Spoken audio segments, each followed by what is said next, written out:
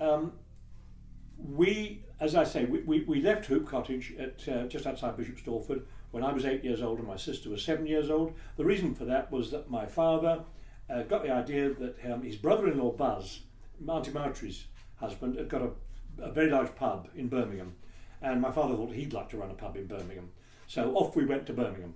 First of all, we lived in Castle Bromwich, which is a sort of suburb of Birmingham.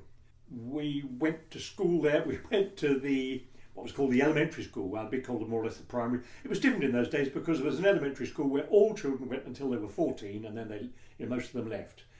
And we went to this school. I'm looking at the picture here now. It's described as Castle Bromwich Council Junior and Infant School.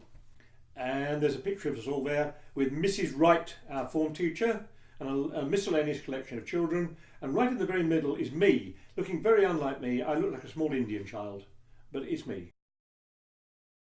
And they negotiated for a pub and they never got one. And then the war came. And my father was then put into a factory.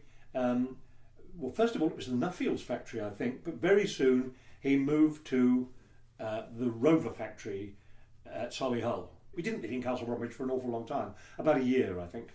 And then we moved to Solihull, which is a good deal posher. And I don't know where they got the money from, but my sister and I were sent to a little private school called Ruckley School, Solihull. That is remarkable. The headmistress was the remarkable thing about that school. The headmistress was a lady called Miss Cartland. She was a martinet. She was an old style school head. In actual fact, she taught me an enormous amount of. I took to English grammar, and she was very, very keen on nouns and adjectives and parsing and sentence construction and that sort of thing. And although I never really cared for Miss Cartland, she certainly did teach me a lot. There's no doubt about that. But we weren't there for an awfully long time because then the Rover factory was moved up to Barnoldswick in Yorkshire, and off we went once again. First of all, we moved to Colne. Now, Colne is just on the border of Lancashire and Yorkshire. Colne is on the Lancashire side, and I started at Colne Grammar School. After a few months, we moved over the border into Yorkshire to a little village called Thornton in Craven, but I continued to go to Colne Grammar School every day on the bus over the border. I'm just looking now at 3 pictures which were taken with the camera that my father made.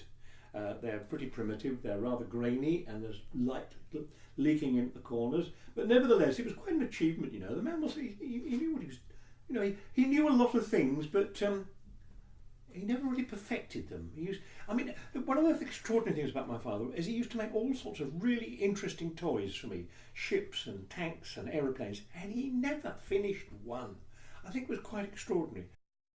And so we spent 2 or 3 years up in Yorkshire towards the end of the war, which quite frankly I rather enjoyed. It was a very nice place we lived in, and my sister and I got friendly with the local horse people, and we used to race about the moors on horses.